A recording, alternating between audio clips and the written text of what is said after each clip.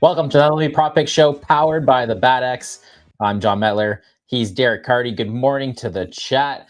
Morning, all JPC Fourth. Hello, Milo. Bobby Newport saying, watching my best bet go down in flames yesterday. Seattle money line under 9.5 runs. Terrible ending to that bet because Kerry Carpenter can't catch a fly ball, and then both teams just threw out their worst relievers there in the ninth, which gave up more runs too. So that's a tough one. Like, comment, subscribe. Another day, ALDS in the books there. Blue Jays, I think Blue Jays fans are starting to celebrate there in the fourth inning that they're going to the ALCS. Yankees come back, make it 2-1. Derek, what did you think of yesterday's games and moving forward here? Yeah, I mean, I think the Yankees are the better team, but I would love to see the Blue Jays pull this off. So hopefully they can make that happen. Yeah, I feel like I've gotten this narrative of like I'm a Blue Jays hater. I'm actually not a Blue Jays hater. I'd definitely root for the Blue Jays. I just more or less like to make fun of the people I work with here at Covers because they're all Blue Jays fans. So I'm just kind of razzing them a bit. I don't really want to see the Yankees. The Blue Jays would be a better story. I'm with you though. The Yankees are the better team, and now it kind of gets scary because now your bullpen game, you're against New York in New York bullpen game, and then you're back home and you feel like you probably should have already won the series. You don't want to be 2-2. It's like, don't let us win this one. It kind of feels like that. So that's scary times for the Blue Jays there too. Hit the like button. Let's get right into these picks here though, because we know they always move very, very fast on Derek. So if you're new to the release procedure, we have 4 bets for you today, which is pretty good we got the 4 games here. Probably the last day of this season. Definitely last day of the season. We'll have 4 games on the board here. We'll tell you what game we're betting on, prop market, the team, the player. Then we'll give you the bet and we'll kind of put those Bat X projections against the up market there and break it down for you. So let's get rolling right away to DraftKings. And we are going Dodgers, Phillies.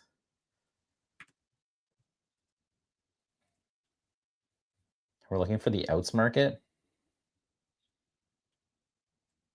Pitcher outs market. And our number is there. So let's go for it. So we're going Yamamoto under his 17.5 outs plus 133. Once again, that's Yamamoto under 17.5 outs plus 133. Derek, you want to break this one down? Yeah, so it's the playoffs. We know guys have shorter leashes. Some of these aces have not had as short leashes as the bat has been projecting. Something I would like to look into at some point and just make sure my adjustment is right for them. But even at 90 pitches projected for Yamamoto today, this still shows really good value. If he goes out and throws another, 113 or something stupid, then it is what it is. But I don't think he should have to do that. The bullpen's rested. I like the under here. Yeah, you think you'd want to if you're the Dodgers, like close this out, get this over with. Do not give the Phillies life. Kind of what's happening in the Blue Jays Yankee series there. Yeah. It's also Aaron Nola on the mound. You would think you want to kind of end this and get like you said, get the bullpen in there, get this over with type thing. So first bet, Yamamoto under 17.5 outs plus 133 at DraftKings. That's a big plus price. Do you have a break even on that just for people as well? So yeah, theoretical break even is minus 142, which again, I would not take it down that far. And I do think there is some extra. I mean, there's always extra variance when we're talking about playoffs because we don't know which guys are just randomly going to have a really long leash and which guys are randomly going to get pulled super, super early. We're kind of dealing with averages and hoping that over a large sample it evens out, except the problem is it's playoffs and we don't really get a large sample. So it's it's theoretical value. So do with that what you will, but I wouldn't take it down beyond even money for sure. They're saying chat saying drop to plus 118 right away. You still take that? I'd still take that. Yeah. Okay. All right. We'll move to the second bet here. We're going to bet 365. And we're looking for the Brewers Cubs game. We're going for pitcher outs as well. And this number's there too, so that's good. So we're going Jameson Taillon over 10.5 outs, even money here at bet 365. So it's Jameson Taillon over 10.5 outs, even money, bet 365. Derek, you want to break this one down? Yeah, we don't usually do a ton of overs, especially in the playoffs, but it does seem like the books are kind of taking like two approaches. It's like for anyone who's like an ace or a good pitcher, they're just being treated like they're completely normal. And anyone who is not is being treated like they're going to get pulled the first time they give up a hit, which kind of is the case in the playoffs, or at least it can be. But I think they've overreacted a little bit to these guys. Taillon has gone over this in both of his playoff starts. The bat's only projecting about 70 pitches for him, so it's not like, it's doing anything crazy. It's projecting him for close to 14 outs on 17 pitches. So for him to just kind of have to pitch into the fourth inning a little bit, he's pitched, I think, 4 innings and 4.1 in his last couple. So like, he's been right there. As long as he doesn't run into too much trouble, I think he'll be okay. So yeah, that's kind of what we're looking at here. I think the market has maybe overcorrected a little bit on these types of guys. Would you have a break even for him? Because the chat saying sorry moved to minus 130 for Taillon here. Yeah, there's a ton of value on this, so you can take it wherever probably. And we have some wind blowing in Wrigley, which is always helpful for pitchers. Oh my God, theoretical cash line on this, because again, I told you the bat's projecting close to 14 outs here, 13.8. Theoretical cash line on the 10.5 is minus 506. So so you can take the 10.5 anywhere, and then when it starts to move up, then you have more of a decision. Okay, so there's a huge edge here because the chat's all saying, so people are saying it's gone from 8.5 to 9.5 to 10.5. So it's obviously moving too, because there's a huge edge. It would make sense that it's gonna move very fast, and it's probably gonna keep moving through the day. Blue saying DK is 11.5 minus 124. So obviously, again, it's if a projection is showing it's like minus 500, yeah, it's gonna keep going pretty fast here. So you said the win, yeah. Taillon, one of my favorite pitchers throughout the regular season because he gives up a lot of home runs, but the ballpark should really help him when it's October. It's Wrigley Field, winds blowing in about 14 miles per hour. So he should catch an advantage there just from the weather with typically how he pitches, because he's not a bad pitcher. He just gives up home runs. That's kind of his problem. Yeah. So that should really help him today with the weather and stuff at Wrigley Field. Move to the next one. We're going back to bet 365. Blue Jays, Yankees. Looking for the batter walks market. And this number's here as well. So we're going Dalton Varsho over half walk plus 300. So once again, that's Dalton Varsho over half a walk plus 300 here at bet 365. Derek, you want to break this one down? They're giving us a good number. That's kind of what these walk props are usually about. And this one shows considerable value facing, young, inexperienced pitcher in Schlittler, who does have some issues with his control. Varsho's walk rate was a career low this year, but part of a season. And so a lot of that could just be small sample size. So part of this too is just expecting some regression in Varsho's like underlying walk rate. If you're treating 2025 numbers like his true talent, you're probably underselling how good he is at drawing walks. And it kind of seems like that's maybe what the books are doing. Chat plus 255 at DK. Is that okay? Yes, I'm fine with that. Okay. Yeah, I know Cam Schlittler, that was his biggest issue, is he walks batters. And then that game against the Red Sox last game, he was throwing dots, but that's not his normal. That's not who he is, right? Like they even said on the broadcast, I think he punched out 12. And like once he hit 9, they're like, he's never struck out 9 minor leagues or major leagues. And I was like, oh, well, have a day. Like obviously that's not who you normally are. So they're saying that in the last broadcast, they're like, his issue is throwing strikes, and he was throwing strikes in that game, but that's typically not who he's been. So we're going Dalton Varsho over half walk plus 300, bet 365. Last bet here, we're going back to bet 365. Yankees, Blue Jays as well. Same market. We're looking for the batter walks market. And this number's here too. It's good. We're going Ryan McMahon over half walk plus 220. So once again, that's Ryan McMahon over half a walk plus 220. Derek, you want to break this one down? Another one where they're just really giving us a good number on a bet that projects as a winner almost half the time. 47% the bet has here. There is some variance in that because we have the bullpen game for the Jays. We don't know exactly like who's going to be coming in behind Varland, how that mix is going to look.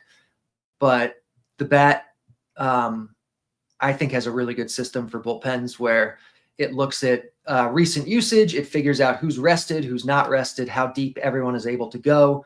And based on that kind of thing, it comes up with kind of a weighted average, essentially, of all the different bullpen arms and who might be able to go today and who might not, and the individual skill levels of each. So it's seeing a good amount of value here. I'd have to actually go in and look closer to see, okay, are there high walk guys that are particularly rested or something like that? But it could easily be something like that that the bat is seeing. And then plus McMahon is similarly to Varsho. I'm not even similarly to Varsho. He's a good walk player. Like, he draws a good amount of walks, and he's priced kind of like he's not. So I like McMahon.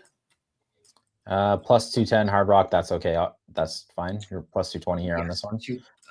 Let me just double check. 210 is a big jump, but I'm pretty sure you're okay there. Oh, wait, what is it? Plus 210? Plus 210. Oh, yeah. This one's plus 220. So, yeah. Yeah, no, I was thinking, yeah, probably the Varsho one at plus 300. Bobby Newport saying, I'd walk Vladdy every time up at his current pace. Was there anything in the walk market with Vladdy, or that is totally cooked in there for him? I would imagine there's not going to be much value on. I'm sure people are probably interested in that one. Yeah, I mean, if you can get it like plus 200, there's some okay value. It looks like most books are more like, there's a couple like in the high hundreds, but most are like plus 120, plus 125, which is just no. Yeah, so they're obviously accounting for that. Is there high pinch hit risk with McMahon on a bullpen game? There could be. That's maybe the biggest concern here. It's playoffs. It's tough to know. Our sample sizes are so small that we're dealing with to know, okay, all of a sudden this guy is a big pinch hit risk now. This guy, it's tough to know. He could be. It's also one of those, like, they're not bringing in a lefty for him type thing, right? So it's just more or less he gets unlucky and he runs into one because they brought in one for another guy. So that's also like when you it is unfortunate that the Jays have 4 lefties in the bullpen, and Lauer is probably fairly rested. So if we get some Lauer for a few innings after I'm blanking, Varland, that would not be ideal. So we'll have to see. Vladdy plus 195 at 365 for a walk. Someone's saying. Oh, yeah, I'm okay with that. Yeah. Judge 2+ walks plus 330. Judge, I think Jingles broke this down. I think Judge walks much in the postseason, right? Isn't that a stat? I probably want him swinging away after he pulled that 100-mile-per-hour heat down and hit the foul pole. But I think Jingles was breaking that down one show recently where he's saying you would think he would walk a lot more, but he actually doesn't. Oh, that's interesting. I must have missed that one. I'll have to go back and check it out. Yeah, he did a parlay with him and Jose Ramirez, and it was a big plus price. He's like, it's a big plus price because actually Judge's walks numbers in the postseason aren't that high, but he just felt like in that scenario they might walk him. Anyways, 4 bets today. Yamamoto under 17.5 outs plus 133. Jameson Taillon over 10.5 outs, even money. Dalton Varsho over half walk plus 300, and Ryan McMahon over half walk plus 220. Those are the 4 bets from Derek. We will see him next show. I have a couple of bets for you coming up here myself. Derek, thanks for coming on. Thanks for getting out the bets. All right. Have a good one. All right. The moment you've been waiting for. The Tigers are awful. I was at the game yesterday. Obviously, I'm a Tigers fan. Not looking good here. I'm going again today at 3 here. Tigers, Mariners. And sadly, I always put the betting first. So the first bet is the Seattle Mariners on the money line. Even money. I can't even believe this. I will absolutely not be rooting for this bet in person, but the only reason I wouldn't be taking this is because I'm a Tigers fan, and that's just not how I operate when it comes to sports betting. So I'm going to bet the Mariners money line and honestly just root for it to lose, but who knows what will happen here. I was shocked last night when I was driving home and I saw the opening line. It was Tigers minus 120. I didn't think they should be favorites. And then once I got to my computer and looked at it, they definitely shouldn't be favorites. I think the Mariners should be minus 120 here on the money line. So in money line, that gives you a pretty good edge there. You look at this game, I think there's kind of that like idea that, the Mariners, they're up 2-1, they're on the road. They could go back home. No pressure to win this game. This specific spot, I think, is the complete opposite because you're facing Tarek Skubal in game 5. You cannot lose game 4. You do not want to lose game 4. You don't want to sit on the fact that you have game 5 at home. That will be your hardest game. So I think that narrative kind of makes you feel like, oh, the Tigers will, win this one, force a game 5. I don't think that's the case. I think the Mariners go all in. They also got lucky yesterday that they blew out the Tigers. They didn't have to use Gabe Spire, Matt Brash, their bullpen. So I feel like they're all in today. And why not? You did your best relievers. Munoz had to come out and kind of save it at the end there. You didn't throw many pitches, but you had the day off traveling. Bunch of guys didn't throw yesterday, and then you also have a day off, before game 5. So you could throw all your relievers. I feel like this is a spot for them. And the Mariners offense this year at Comerica Park, I heard it on the radio when I was driving home. They have 43 runs in 4 games at Comerica Park this year. So obviously their entire lineup just sees the ball really well at Comerica Park. Tigers, they can't hit. I feel like even money, you got to give me the Mariners. So hopefully it loses, but I've always put the betting first. I'm going to take the Mariners here on the money line, even money. Next up, another money line bet. I'm going to take the Chicago Cubs minus 114. We're kind of talking about there with Jameson Taillon. He gets the start. I think it's a good spot for him just because, like we're saying, he's a guy, his biggest issue is giving up home runs. And at Wrigley Field today, the wind's going to be blowing in, I think, 14 miles per hour. That really helps him. That's his weakness, is giving up home runs. If you're the Cubs, you had the day off, you are all in. You are down 2-0. That bullpen has to get in there too. You're going to use all your high leverage arms. You're probably going to use them in innings you typically don't. There is no tomorrow. You can't save these guys. The opposite is the Brewers. You got Quinn Priester on the mound. You're up 2-0. Depending on how the game shakes out, like if you're down 3-0, 2-0 to start the game, you might throw different relievers with the idea like, let the Cubs burn all their best guys today, and then we'll throw all our best guys tomorrow or something like that. I just feel like there's the sense of urgency is obviously way higher for the Cubs here than the Brewers, minus 114. I did think this should be closer to like minus 135. So this was showing a good like projection edge as well. So I'll take the Cubs on the money line. Home run prop. So I'm going to go Freddie Freeman to hit home run plus 425. Dodger Stadium was the only ballpark today that was really showing like nice weather for hitting home runs. It's going to be, I think, 67, sunny, winds blowing out to his pull side right field at 8 miles per hour. He's going against Aaron Nola. He has 76 at-bats against Aaron Nola. That might be like the highest BVP number you've ever seen. 76 at-bats is a lot. He has 18 hits. That was also a way different version of Aaron Nola. Aaron Nola is not good this year, but I think we all know that.